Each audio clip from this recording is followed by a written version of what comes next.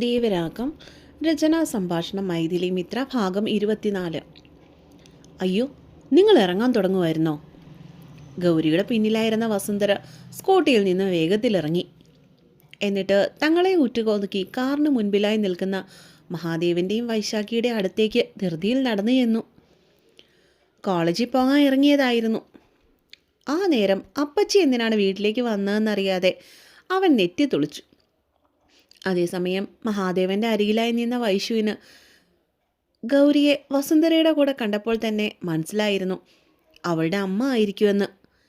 എന്ത് പറയാനാ ദേവ, ഇവൾ ഇന്ന് രാവിലെ എന്നോട് പറയുന്നത് ഈ വീട്ടിലെ വാടകക്കാരി കൊച്ചിന് ഒട്ടും വയ്യാന്ന്.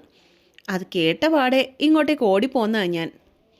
സ്കൂട്ടി പാർക്ക് ചെയ്തിട്ട് തനിക്കരികിലായി വന്ന് നിൽക്കുന്ന ഗൗരിയെ ഒന്ന് നോക്കിയിട്ട് കയ്യിലിരുന്ന ഒരു കവർ പൂമുഖത്തെ സോപാനപ്പടിയിലേക്ക് മുറ്റത്ത് നിന്നുകൊണ്ട് തന്നെ അവർ കൈയെത്തിച്ച് വെച്ചു. മഹാദേവൻ അപ്പച്ചിയെയും മോളെയും മാറി മാറി നോക്കി. ഗൗരി മുഖം കുനിച്ച് നിൽക്കുകയാണ്. ഇന്നലെ നടന്ന കാര്യങ്ങളൊന്നും തന്നെ ആശാട്ടി അമ്മയെ ഇതുവരെ അറിയിച്ചിട്ടില്ല എന്നുള്ള കാര്യം അവളുടെ ആ നിൽപ്പിൽ നിന്ന് തന്നെ മഹാദേവൻ മനസ്സിലാക്കിയിരുന്നു. അവൾക്കിപ്പോൾ കുഴപ്പമൊന്നുമില്ല അപ്പച്ചി.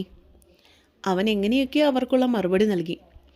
അയ്യോ, അങ്ങനെ പറഞ്ഞാൽ പറ്റില്ല. മോൾക്കിപ്പോൾ എങ്ങനെയുണ്ട്? ഒട്ടും വയ്യായോ? ഞാനിവൻ്റെ അപ്പച്ചിയാ. ഇന്നലെ ഇവിടെ വന്ന ഗൗരിയുടെ അമ്മ, പേര് വസുന്ധര. പല്ലും മുഴുക്കെ വെളിയിൽ കാട്ടി ഒന്ന് ചിരിച്ചിട്ട് അവർ ദേവനെ ഒന്ന് നോക്കി. എന്നിട്ട് വൈശാഖിയുടെ കയ്യിൽ കയറി പിടിച്ചു. അവളൊന്നും പറഞ്ഞില്ല. മറുപടിയായി അവരെ നോക്കി ഒന്ന് ചിരിച്ചു കാട്ടി, അത്രമാത്രം. കാണാൻ എവിടേക്കെയോ ബാലുവിൻ്റെയും മുത്തശ്ശിയുടെയും മുഖഛായയൊക്കെയുണ്ട്. വെളുത്തിത്തിരി കുറുകിയതാണ് വസുന്ധരയുടെ ശരീരപ്രകൃതം. കണ്ടിട്ട് ഗൗരിയെപ്പോലെ അത്ര ദുഷ്ടമൊന്നും അല്ലെന്ന് ഒറ്റ നോട്ടത്തിൽ തന്നെ വൈശാഖിക്ക് തോന്നി. മോൾ ഇവിടുത്തെ വാടകക്കാരിയാണെന്ന് ഓർത്തുള്ള വിഷമമൊന്നും വേണ്ട കേട്ടോ. മോൾക്ക് വയ്യെങ്കിൽ ഇന്ന് കോളേജിൽ പോകണ്ടെന്നേ. ഇന്നൊരു ദിവസം വീട്ടിലിരിക്കെ, വേണേ ഞാൻ കൂട്ടിരിക്കാം. അവർ പെണ്ണിനോട് അത്രമേൽ കാര്യത്തോടെ പറഞ്ഞു. അടുത്തു നിൽക്കുന്ന ഗൗരിയുടെ മുഖം മുറുകുന്നത് ഇതിനിടയിൽ വൈശാഖി ശ്രദ്ധിച്ചിരുന്നു. അമ്മ കാട്ടുന്നതൊന്നും മകൾക്ക് ഇഷ്ടപ്പെടാത്തതുപോലെ. വേണ്ട ആൻറ്റി, എനിക്കിപ്പോൾ കുഴപ്പമൊന്നുമില്ല.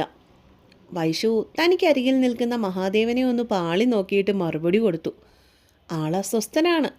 ഇടയ്ക്ക് കയ്യിലെ വാച്ചിലേക്കും അപ്പച്ചിയിലേക്കും നോട്ടം പായിക്കുന്നുണ്ട്. നീരസം കടിച്ചു പിടിച്ച് നിൽക്കുകയാണെന്ന് ഒറ്റ നോട്ടത്തിൽ തന്നെ ആർക്കും കണ്ടാൽ മനസ്സിലാവും. ലക്ഷ്മി ഇന്ന് രാവിലെ വിളിച്ചപ്പോഴും പറഞ്ഞു മോൾക്ക് വയ്യെന്നുള്ള കാര്യം. ഇന്ന് വൈകിട്ടത്തെ അവർ വരും.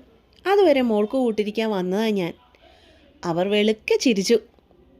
അപ്പച്ചി, വരുമ്പോൾ അറ്റ്ലീസ്റ്റ് ഫോൺ ചെയ്തിട്ടെങ്കിലും വരരുതോ? അങ്ങനെയെങ്കിൽ കാര്യം ഞാൻ പറഞ്ഞേനെ. വൈശാഖി ഇന്ന് കോളേജിലേക്ക് വരുന്നുണ്ട്. അവൻ തൻ്റെ താല്പര്യമില്ലായ്മ മറച്ചു വെച്ചില്ല. നീ ഒരു കാര്യം ചെയ്തേവാ, വീടിൻ്റെ താക്കോൽ ഇങ്ങോട്ടേക്കിതാ. ഇനിയിപ്പോൾ അവരൊക്കെ വന്നിട്ട് കണ്ടിട്ടേ ഞാൻ വീട്ടിലേക്ക് തിരിച്ചു പോകുന്നുള്ളൂ. അപ്പച്ചി അതും പറഞ്ഞുകൊണ്ട് ഉമ്മറത്തേക്ക് കയറാൻ വേണ്ടി തുരിഞ്ഞതും മഹാദേവൻ ഇനിയൊന്നും ചെയ്യാനില്ല എന്ന വണ്ണം തല കുടഞ്ഞു. അപ്പച്ചി ഒരു കാര്യം ഇപ്പോൾ തൽക്കാലത്തേക്ക് വീട്ടിലേക്ക് ചെല്ല്. അച്ഛനും മുത്തശ്ശിയൊക്കെ വരുമ്പോഴേക്കും എങ്ങനെയാണേലും രാത്രിയാവും. കോളേജിൽ നിന്ന് തിരിച്ചു വരുമ്പോൾ ഞാൻ അപ്പച്ചിയെ വീട്ടിൽ നിന്ന് കൂട്ടിക്കൊണ്ട് വന്നാൽ പോരെ? ഒറ്റയ്ക്ക് ഇവിടെ ഇരുന്നിട്ട് എന്നാ ചെയ്യാനാ?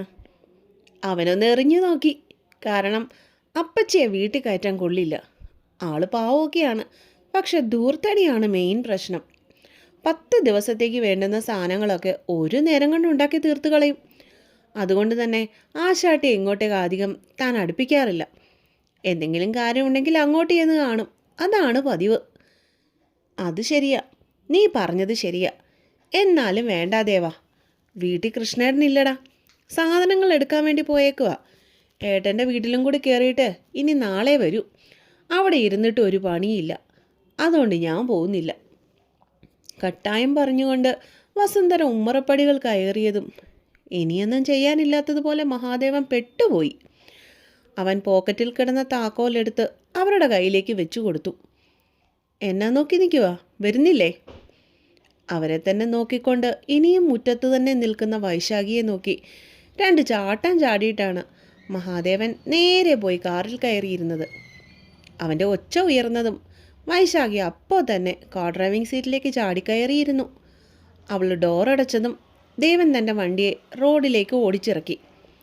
ഇങ്ങോട്ട് കയറി വാ ഗൗരി. അവർ പോകുന്ന വഴിയെ നോക്കി എരിയുന്ന കണ്ണുകളോടെ നോക്കി നിൽക്കുന്ന മകളെ വസുന്ധര വീടിൻ്റെ മുൻവാതിൽ തുറക്കുന്നതിനിടയിൽ അകത്തേക്ക് വിളിച്ചു. അതേസമയം കോളേജിലേക്ക് പോകുന്നതിൻ്റെ മനസ്സ് ആകെ അസ്വസ്ഥമായിരുന്നു. ഈ അമ്മയ്ക്ക് ഒരു ബോധവും ഇല്ല, എന്തുണ്ടേലും വിളിച്ചു പറയാൻ നിൽക്കും. ലക്ഷ്മിയോടുള്ള ദേഷ്യം ഉള്ളിൽ വെച്ചുകൊണ്ട് തന്നെയാണ് അവൻ പിന്നീട് വണ്ടി ഓടിച്ചത്. അടുത്തിരിക്കുന്ന വൈശാഖി ഇടയ്ക്കിടയ്ക്ക് അവനെ നോക്കുന്നുണ്ടായിരുന്നു.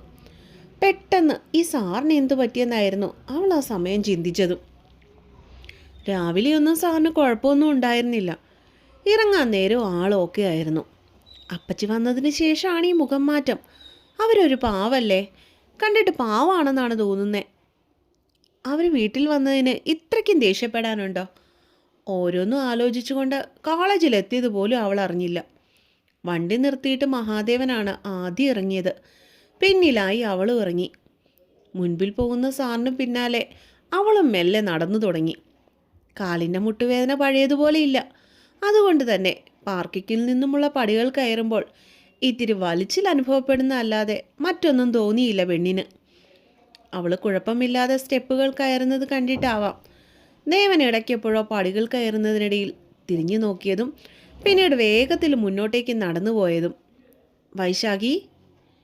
പൊടുന്നനെ പിന്നിൽ നിന്ന് ആരോ വിളിച്ചതുപോലെ തോന്നിയപ്പോഴാണ് അവളൊന്ന് നിന്നത്. ഒട്ടൊരു സംശയത്തോടെ തിരിഞ്ഞു നോക്കിയവൾ കണ്ടു തനിക്ക് നേരെ വേഗത്തിൽ നടക്കുന്ന സിദ്ധാർത്ഥിനെ. വൈശാഖിൻ്റെ കൈയും കാലും വിറച്ചു. സിദ്ധാർത്ഥ് തൻ്റെ പേരും വിളിച്ചുകൊണ്ട് അടുത്തേക്ക് നടന്നു വരുന്നത് കണ്ടതും അവൾക്ക് എന്തുകൊണ്ടോ പരിഭ്രമം തോന്നി. കോളേജ് ചെയർമാനാണ്, അതിലുപരി ചാമിങ് ലുക്കും. അങ്ങനെ ഇങ്ങനെയൊന്നും അധികം ആരോടും അടുത്ത് എന്ന് സൗഹൃദം കൂടുന്ന ആളൊന്നുമല്ലെന്നാണ് സിദ്ധാർത്ഥിനെക്കുറിച്ചുള്ള പൊതുവെയുള്ള പറച്ചിൽ. അങ്ങനെയുള്ള ഒരാൾ തൻ്റെ അരികിൽ വരാൻ എന്താണ് കാരണമെന്ന് ചിന്തിക്കുകയായിരുന്നു ആ പെണ്ണപ്പോൾ. അതുമാത്രമല്ല അവളെ അത്ഭുതപ്പെടുത്തിയത്, തൻ്റെ പേര് വൈശാഖി എന്നാണെന്ന് ഈ ചേട്ടൻ എങ്ങനെ അറിയാം എന്നായിരുന്നു അവൾ അപ്പോൾ ചിന്തിച്ചത്. വൈശാഖിക്ക് എന്നെ പേടിയാണോ? സിദ്ധാർത്ഥ അടുത്തു വന്ന് ചോദിച്ചതും പെണ്ണ് 2 അടി പിന്നിലേക്ക് മാറി നിന്നിരുന്നു. അതും അവനെ പേടിയോടെ നോക്കിക്കൊണ്ട്. താൻ എന്താടോ ഇങ്ങനെ നോക്കുന്നേ? എന്തൊക്കെയാണേലും എനിക്ക് ആദ്യമായി പൂതെന്ന് പ്രപ്പോസ് ചെയ്യാൻ വന്ന ആളല്ലേ താൻ? അവളുടെ പരിഭ്രമം കണ്ടതും സിദ്ധാർത്ഥ് ചിരിച്ചുപോയി. വൈശാഖി അതിനൊരു മറുപടി നൽകിയില്ല. പകരം അവൻ്റെ ചിരി കണ്ണിമ വെട്ടാതെ നോക്കുകയെന്ന് പോയി. കാരണം കോളേജിൽ പല പ്രാവശ്യം ആളിനെ താൻ കണ്ടിട്ടുണ്ട്, ഓരോ കാര്യങ്ങൾക്കും വേണ്ടി ഓടും നടക്കുന്നത്. ഇങ്ങനെ എപ്പോഴും കലിപ്പിട്ടുകൊണ്ട് നടക്കുന്ന ആളെ എന്തുകൊണ്ട് കോളേജ് ചെയർമാനായിട്ട് എല്ലാവരും കൂടി തിരഞ്ഞെടുത്തു എന്നത് എത്ര ആലോചിച്ചിട്ടും പിടികിട്ടാത്ത കാര്യമാണ്. എപ്പോഴും ഗൗരവമാണ് ആ മുഖത്ത്. മാത്രമല്ല ദേഷ്യമല്ലാതെ മറ്റൊരു വികാരവും ഈ ചേട്ടൻ്റെ മുഖത്ത് താൻ കണ്ടിട്ടുമില്ല. അങ്ങനെയുള്ള ഒരാൾ തൻ്റെ മുമ്പിൽ വന്നു നിന്നുകൊണ്ട് ഇങ്ങനെയൊക്കെ ചിരിക്കുക എന്ന് വെച്ചാൽ അതിൽ പരം ഒരാശ്ചര്യം ഉണ്ടാവാനില്ല. അവൾ ഒട്ടൊരു പരുങ്ങലോടെ അവന് മുൻപിൽ മുഖം കുനിച്ചു നിന്നു. പറയടോ, എനിക്ക് പൂതരാൻ ധൈര്യം കാണിച്ചവളാണോ ഇങ്ങനെ എൻ്റെ മുമ്പിൽ പേടിച്ച് വരച്ച് നിൽക്കുന്നേ? അവനാ ചിരിയോടെ തന്നെ ഒരു വട്ടം കൂടി എടുത്തു ചോദിച്ചു. അത് പിന്നെ ചേട്ടാ, അന്നാ സീനിയേഴ്സ് എല്ലാവരും കൂടി റാഗിങ് എന്നും പറഞ്ഞ് എന്നെക്കൊണ്ട് ചെയ്യിപ്പിച്ചതാ അത്, അല്ലാതെ ഞാൻ മനഃപൂർവ്വം അല്ല. അവൾ പരിഭ്രമത്തോടെ വാക്കുകൾ പെറുക്കി പറഞ്ഞു. അതിന് ഞാനൊന്നും പറഞ്ഞില്ലല്ലോ വൈശാഖി. കോളേജാകുമ്പോൾ അങ്ങനെയാ, റാഗിങ്ങൊക്കെ ഉണ്ടാവും. അവളുടെ കുഞ്ഞ് നിഷ്കളങ്കമായ മുഖത്തേക്ക് കണ്ണിമ വെട്ടാതെ അവൻ നോക്കി നിന്നു. ആ, വൈശു അത് മൂളി കേട്ടതല്ലാതെ ഒന്നും തിരിച്ചു പറഞ്ഞില്ല.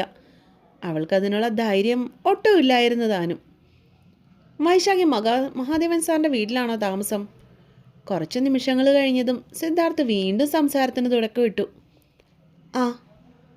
ഇത്തവണ മാത്രം വൈശാഖി മുഖമുയർത്തി അവനെ നോക്കി. അവരുടെ റിലേറ്റീവ് ആണോ വൈശാഖി? അവ വീണ്ടും ചോദിച്ചു. അല്ല. സിദ്ധാർത്ഥ് ഇതൊക്കെ എന്തിനാണ് തന്നോട് ചോദിക്കുന്നതെന്ന് അവനോട് ചോദിക്കണം എന്നുണ്ടായിരുന്നെങ്കിലും അവൾക്കതിന് കഴിഞ്ഞില്ല. പിന്നെങ്ങനാ അവരോട് ഇത്രയും പരിചയം? അവനാ പെണ്ണിനെ വിടാൻ ഒട്ടും ഭാവമില്ലായിരുന്നു. എൻ്റെ മുത്തശ്ശിയുടെ കൂട്ടുകാരിയാണ്, മഹാദേവൻ സാറിൻ്റെ മുത്തശ്ശി. അവൾ പതുങ്ങനെ പറഞ്ഞു. ഓഹോ, അങ്ങനെയാണോ? വെറുതെ ചോദിച്ചതാ കേട്ടോ. ബാംഗ്ലൂരിൽ നിന്നും വന്ന വൈശാഖി മഹാദേവൻ സാറിൻ്റെ വീട്ടിലെങ്ങനെ എത്തിയെന്ന് സംശയം തോന്നിയെന്നുകൊണ്ട് ചോദിച്ചതാ. താൻ പൊയ്ക്കോളൂ.